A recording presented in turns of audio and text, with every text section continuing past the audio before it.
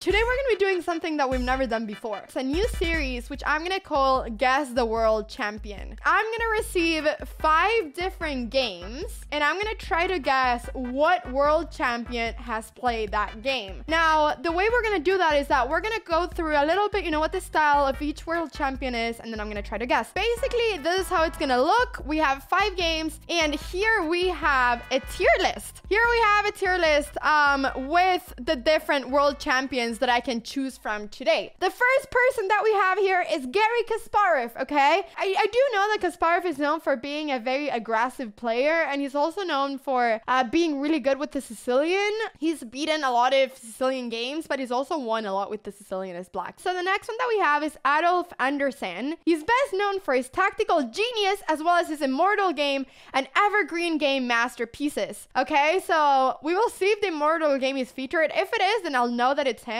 But yeah, I have no idea if that game will be featured. Actually, I don't really remember the Immortal game. If we see like a game where like they're not playing super like well according to the engine, it's probably gonna be a really old game, and this could be one of the ones, because I mean the level of chess in general was worse in the 1800s than what it is today. All right, so now let's go ahead and check out Magnus Carlsen. Yeah, okay, so basically I think that the way that we can describe Magnus is that he literally plays the best chess that's ever been played. Like, he plays closest to the engine that we've ever seen someone play in history. Yeah, don't forget about Hans. What about Hans?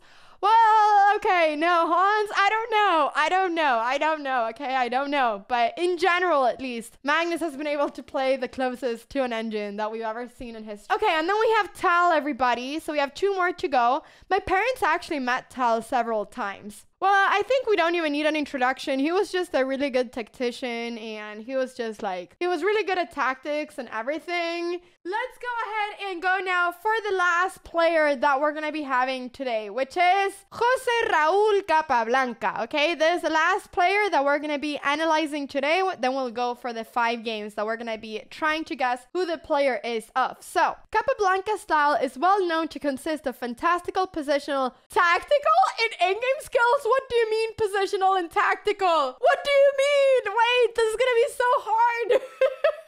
You can't both be a positional, really good player and a really good tactical player. This is gonna be really tough to guess. He's got everything. Okay, everybody, let's go ahead and do this. The very first game is this one, and the world champion is playing with the white pieces against someone that we do not know who it is. So, E4, E5, this is the start of the game. Knight f3, knight c6. Okay. Bishop c4, bishop c5. So we have an Italian right now. I mean, this position has happened a million times in chess, okay? Like, this is just, a really common position. B4. Okay. I don't know if like a lot of people would actually play this. I don't feel like Magnus would play this in a classical game, like randomly go b4. This is the evens gambit. Wait, who did we say was really good at the evens gambit? We said that someone was really famous for it. Was it Anderssen? Wait, who did we say was really famous? Okay, I think it was Anderssen that was really famous for his evens gambit. Okay, knight f6. This does feel like someone that is going more for their gut feeling though. So knight f6 check, and then takes and takes. And I mean, this is good, but you're not like winning any queen. Like, you have a better position as white, but you're not like winning any material because you've sacrificed the knight. Yeah, but it does look good though. It does look really good. Yeah, I mean, now black went rook g8, which is a good move. The idea is that like if takes and whatever, then might be some bishop takes f3 because there's this pin going on here. You cannot take back because this is pinned. So, okay. Wait, what happens if queen takes f3? Queen takes f3. Oh, and now this was a trap. So this was a mistake due to rook takes e7. Knight takes? And queen takes... Wait, isn't this a famous game, actually? I've seen this. Queen takes d7. King takes d7. Bishop f5 check. Isn't this a checkmate? King here. Bishop check. And then bishop takes e7 checkmate. Wait, this is really beautiful. Wait a second. This is a famous game. I've seen queen takes d7. 100% I've seen that. 100% I've seen that. I'm pretty sure.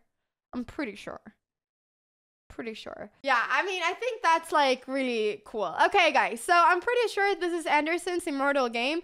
I've actually only seen this once, though. I saw it a few months ago for the very first time. But okay, that was a really beautiful game. So I'm gonna go ahead and put Anderssen this guy over here as game number 1. Here we have game number 2. And here our world champion has the black pieces, everybody. So, white played d4. Did people back in the day even play d4?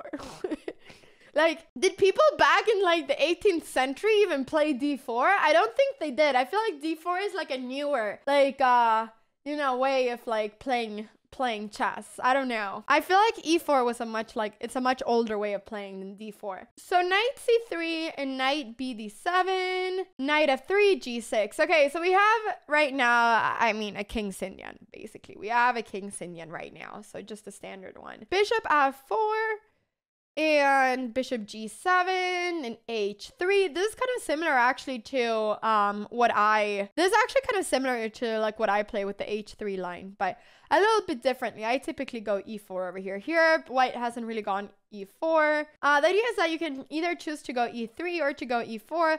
I don't know. I think maybe white is going to go g4. That's a lot of times the idea of h3. It's to go g4, but also to stop the bishop from ever going to g4. So castles and e3. I've actually haven't seen that much like this sort of king Sinyan with the bishop on f4. I haven't seen this that much, if I'm going to be honest. It feels a little bit strange. I mean, like this, like probably like some theory, but I've never seen this line. It looked pretty cool actually. And now f4. Now it's putting a lot of pressure. He's giving up the pawn. It's giving up the pawn. Rook takes, g5. Rook c8 check, takes, and a6. Okay. And how is this? Let's see. g3, h4. White is just a pawn down though. So this does feel like really tough, and white is just gonna lose like a lot of pawns. It is actually really pretty. Now white is just a lot of pawns up, and yeah, this is just completely winning. That is actually really pretty. e6 takes, and now he's just gonna have 2 passed pawns. He's just gonna bring up the king, and then he's just gonna play with the 2 passed pawns. So this is the end of the game, which means that the world champion lost. So this is a game where the world champion actually lost. So we have Kaspariff, we have Magnus, we have Capablanca, and we have Tal. Okay, I really just don't think that this is like Magnus playing. This doesn't feel like a modern like game. Then Tal, I don't know, I just don't feel like this is like a really tactical game. I feel like it was just like a sort of like game that happened. It didn't feel so tactical, did it? I mean, black wasn't really creating any magic. If Tal is called the magician of Riga, then like he wasn't creating a lot of magic in this game, I feel like. Like he was just defending. Like this is literally just a game where black was defending the whole game. No, I don't think this was Tal. I don't think this was Tal. It just felt like, you know, like there were just ideas. Like white is just trying to get some space on the queen side, etc, etc. You know what? I feel like this game was too easy for me to understand for being like a current like world champion, because today's like world champions, like the games are like so high level that I like don't understand them. Here, like I understand the plans. I think it's Capablanca that played this game with black. Okay, everybody, we're gonna go now for game number 3. This is another game where black has, or where the world champion has the black pieces. So, once again, world champion with the black pieces, and this is another d4 game. d4, d5 game. Did people even play d4, d5 back in the day? I feel like people play more like crazy stuff than d4, d5. This feels very solid. Anyways, c4 and e6. So this is a queen's gambit decline. This could be like played right now. Knight c3, knight f6, bishop g5, bishop e7. This is literally the queen's gambit decline modern variation. I would say that this is played in modern times. Yeah. Okay, so black is defending like really well, and now the king is hiding on h8. Guys, what is this king doing? This is such a crazy game. And now white just wants to exchange, but if takes and takes, I mean, there might be like some checkmates. If takes and rook takes, there is pawn push. This is such a tactical game. And if bishop takes, there's knight f7 checkmate. That is so pretty. So queen c5, and now there's rook takes, queen e7. Now once again, if bishop takes d7, there's knight f7 checkmate. So you go back, rook f7, bishop takes, and resignation. So black wins. Okay, so in this game, I feel like white was playing very tactically, but black was seeing like everything that was going on. Okay, this was actually such a crazy, beautiful game. This was a really pretty game. This is a really beautiful game, actually. I feel like it would be really helpful if I knew like what openings like some of these players have played. I'll probably check that for like next episode of this. But this is a really crazy game. Do I think that this is a modern game? Could be. Could very well be a modern game. I do feel like white, though, at some points, I feel like black defended really well. It felt like at some points, white was just like doing moves that seemed good without like really calculating, but that is white and not black. But still, like, do you know what I mean? Like, I feel like here, for instance, and then later on with the H4 and everything, like, white became like really like crazy, like in the way that they were just like playing moves that like looked good, but they didn't calculate it well enough, which makes me think that it's a bit of an older game, because it feels like now like all players at this level, they don't just go H4 for the sake of it looking good. Like they go for it because there's like a line that wins with H4. And I suppose that the world champion is playing against someone that is like around their level. Although it might be that the world champion at this point was playing in someone that was lower rated. So I don't know. I don't know who the opponent is. My first like guess would be Kaspariff. Yeah, I don't think that this is Magnus. That's the only thing. The only thing that's setting me off for saying Kaspariff is that I would like to think that the person that picked these games for me picked the Sicilian game for Kaspariff. But I also feel like this could be a Kasparov game. I also feel like, though, this could be a game played by Tal, because, like, he was seeing all of the tactics, although at the same time, like, he wasn't playing all the tactics. You know what I mean? But, like, seeing all the tactics is also a skill. So I'm torn between saying Tal or Kasparov. It could also be Capablanca, and game number 2 might be someone else. All right, guys, I'm gonna go ahead and put Mikhail Tal in this one. I might switch these around later on. I'm not sure. I might check game number 2 again, because I have a feeling that it could be either Capablanca or Mikhail Tal, but I do think this is an old game. We're gonna go for game number 4, everybody. So, E4 and C6. So we got a Caracan. Wait, I feel like there's someone that always plays the Caracan. I think Kasparov sometimes plays the Caracan. He plays the Sicilian. I can't remember. Okay, whatever. So, knight D7. Huh? Wait, Caracan defense Karpov variation. So this is the Karpov variation. So this literally has to have been played after Karpov became famous. So this cannot be like Capablanca or something, because this is the Karpov variation. So in Karpov, like, he was really good in like the 70s, 80s. This could be Karpov. Could this be Karpov Kasparov? Wait, could this be? I mean, it could also be Tal, I suppose, because he passed away in 1992, so he was like playing a lot during this time. This could be Karpov Tal or something. Maybe white is actually Karpov, because this is the Karpov variation. Knight D5, trying to create some sort of blockade. Bishop G3. King is trying to escape, and now there's some files being opened. A takes b5, c takes b5, queen d3. And it feels like this king is getting checkmated soon. This pawn on b5 is hanging, so bishop c6, defending it. Bishop f5, if takes, the queen is hanging. And the idea is that is to take this pawn, but there's not really any way of defending the pawn, because knight c7, you take it, and then you take here. So actually, black decides to sack the queen. c4, resignation. White wins. So black loses this game. Okay, so I have a dilemma here. This is 100% either Kasparov or Tal, because this is the Karpov variation, and I have a feeling that Karpov is playing with the white pieces. I think that this game is a game that was played in the 80s or something, 80s or 90s, but like what I'm confused about is that, like, okay, there was like a really quick loss for the world champion, although the world champion maybe was not a world champion when this happened. Now, this may be one of the games in the Karpov-Kasparov match, so I don't want to look at chat just in case you guys know that this is one of those games. But Tal did play a lot the Caracan, but there was no magic created here. I'm really expecting the Tal game to be like a game that he wins that is just like crazy beautiful and it's like a bunch of sacrifices. Here it was just a loss. And does Kasparov play the Caracan? I'm sure Kasparov has played the Caracan at some point. I think I'm gonna say Kasparov in this game, but I might be wrong. But I think I'm gonna see the last game and see how that game is. But if this was a Kasparov game, it was probably not a great game. I do feel like, though, would Kasparov really lose like this? I feel like Tal, for instance, like either he would like win very quickly or lose very quickly, because he was like a really tactical player, and this could be like one of those games where he just lost very quickly. Whereas Kasparov, I feel like it's a little bit more solid. Like, would Kasparov really lose this quickly? Would Kasparov really not know knight takes e6?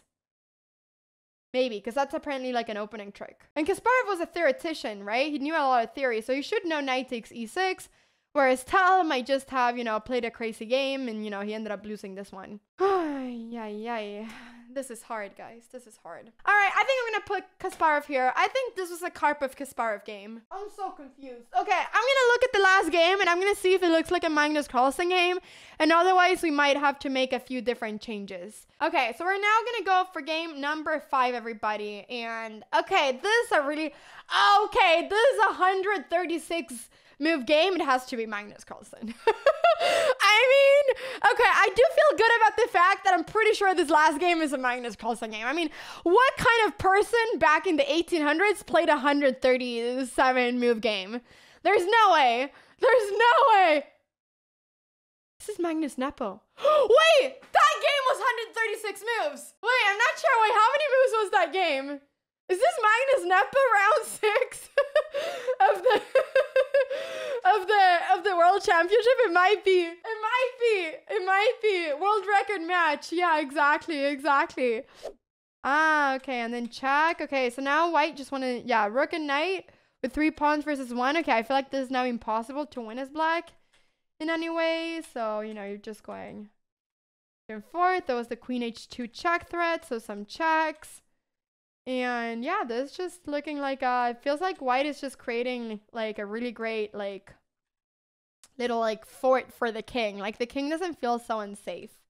Actually, black's king feels more unsafe than white's. Yeah, you gave up the pawn for nothing. We're saying I would take on a3 in a heartbeat. Yeah, definitely. No, I mean, the a3 pawn was the only way for black to win, I believe. I really think that the a3 pawn was the only way for black to win. So, yeah, he gave it up for basically nothing. Okay, so now there's another exchange. I mean, this is really impossible right now to win as black. Like, the only person that can win this now is white because of the 2 passed pawns. So, okay, I guess now maybe blacks are going a little bit wrong with the checks. I don't know. Queen d2 better? I don't really know, but this. Queen check, queen check. Because now if white is just able to advance the pawns, I mean, it's just going to be winning. Like, passed pawns are just so strong. It's just going to be winning.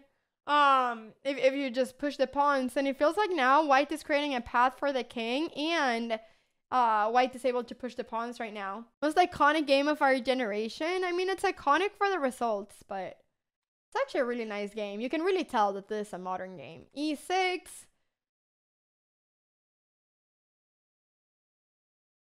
Oh, so this was a big blunder. So, okay, queen g6. I guess the idea of this was just to prevent the king from, you know, like getting further up here. Bam, bam, bam. I guess that was the idea.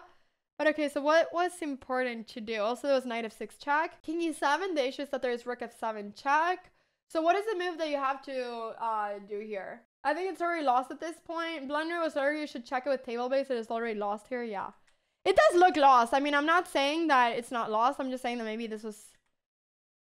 not a faster way, but I mean, yeah. But now it's just lost. Yeah, you're just gonna promote. Okay. So this is, I would say, it was still drawn too close to the last move, but then it has to be with like perfect play, I would say. Like, this does look like a really hard game to play. But I think that what we can really like see here, I mean, this game was just like, you can really tell that this is a modern chess game. Like, from the whole game, like just the way that, I don't even know how to explain it. It's like hard to explain. But do you guys get what I mean? Like, it does look like a really modern chess game in comparison to the other ones we saw, right? Like, yeah, you guys know what I mean. And also, like, the whole endgame, there was so much technique. That's what's missing in many other games. Today, there's so much more technique than what there was before. So, okay, game number 5 is 100% Magnus Carlsen. So, guys, this is my tier list right now. More positional also, but I think there were also, like, more, like, very positional games in the past. But I do think that there's more technique and games are typically... more positional. I'm like confused about the middle. I'm pretty sure that I'm right about Anderssen because I think it's like one of his very famous games, the first one, and I'm really sure about Magnus. But the 3 in the middle, I'm confused. So especially I'm confused about the like, I feel like Tal, I mean, he played the Caracan so much, And I also don't feel like Kasparov would lose in this way. Like, I don't know if I should like, okay, I'm going to go ahead and look through again game number 3. And I'm going to see if there's any way that Kasparov could have played this game. Because, like, is this common to go c6, bishop here, castles? This theory, knight c6. Maybe actually, guys, maybe actually this could be Kasparov. Because this game also has like a lot of technique. And for some reason, I feel like Tal was more of like a really like tactical player that went a lot on intuition more than like a technical player. And this game feels very technical, a little bit like the last game we saw of Magnus, but a lot more tactical because White was just like really trying for a lot of tactics. But bishop takes a4. There's a lot of calculation going on here to make sure that it works. So there's definitely like really good technique. And I also do know that Tal played a lot the Caracan. So in a way, actually, it makes a little bit more sense to me to think that this was Kaspariff and the last game was Tal. I think I might switch these. Because I was saying it before, I think that Kasparov would just not lose in like 25 moves like that. Like Tal, he was a really strong player, but like I feel like either he won really quickly or he lost very quickly. Whereas Kasparov, he did lose like a lot of games, but it feels like in classical games, he wouldn't get like out technique like that or lose like on theory because he was very theoretician. So I think I might go ahead and do like this. I think I'm going to put Kasparov as game number 3 and Tal as game number 4. So I'm going to go ahead and go for this as my final tier list, everybody. Game number 1, Anderssen. Game number 2, Capablanca. Game number 3, Kasparov. Game number 4, Tal. Game number 5, Carlsen. Okay, bing, bang, boom. Tier list is done. Guys, we're going to go game by game, everybody, and check, you know, every single one of the games. So, chat, are we ready? Okay, I'm gonna go for the reveal of game number 1. I'm so nervous. I'm so nervous. All right, everybody, let's go ahead and do this. Reveal game 1. Okay, John Dufresne versus Adolf Anderson. Yeah, so this was... Okay, so we were right about the first one. Okay, good stuff, everybody. Good stuff. Okay, everybody. Game number 2. What did I put? I put Capablanca. No. No! I can't! No! No, I can't! This is so embarrassing. I can't! No! This is so embarrassing! This is so embarrassing! I can't believe it! No! I literally failed at knowing the game in which my dad beat Mikhail Tal. Oh no, my dad is probably watching the stream too. I am so incredibly sorry, Dad. We've actually gone through this game. The analysis of this game is on YouTube, but we did it a year ago and I forgot about the game. This is literally my dad playing with the white pieces. This is insane. 3, 2, 1. Oh no. It was Marshall versus Capablanca. It was Marshall versus Capablanca. Frank James Marshall versus Capablanca. Oh no! Oh, which means that I thought that Kaspariff had played this game, which means that, okay, it means that Kasparov played the next game. So Kasparov actually got crushed in like 25 moves. I'm actually so surprised about that. And actually, when we were analyzing this game, I said that the only way that this could be Kasparov was if he for some reason didn't know like the theory. But I was like, you know, there's no way he didn't know the theory, but that was the case. Oh my way, I failed. So apparently Kasparov didn't know that there's knight takes e6. I did think that this might be like a Karpov-Kasparov game. Like I was like, you know, did Karpov really play against Tal? But and it was a Karpov-Kasparov game. He knew it. He thought the computer didn't have it programmed. Wait, was he playing as the computer? Is this not against Karpov? Is this against the computer? Ah, this is a deep blue incident. Ah. So was this when he lost and then he was like, I don't want to play more chess? Like he just got really sad about losing to a computer and hasn't looked at the game yet. Oh, deep blue computer. It says on the top. I can't believe it says on the top. It says with big letters, deep blue computer. And I was saying this is Karpov. Okay, and we can just for the sake of it reveal the last game as well. Yay! I'm gonna get the last game right. Okay. Who could it be? Who could game number 5 be? Who could it be? Okay. Magnus Carlsen versus Nepo. Here we go. Here we go. The legendary 136 move game. We were right about it. Yeah, okay. So basically, guys, we got the middle part wrong. We got the 2 easiest games right.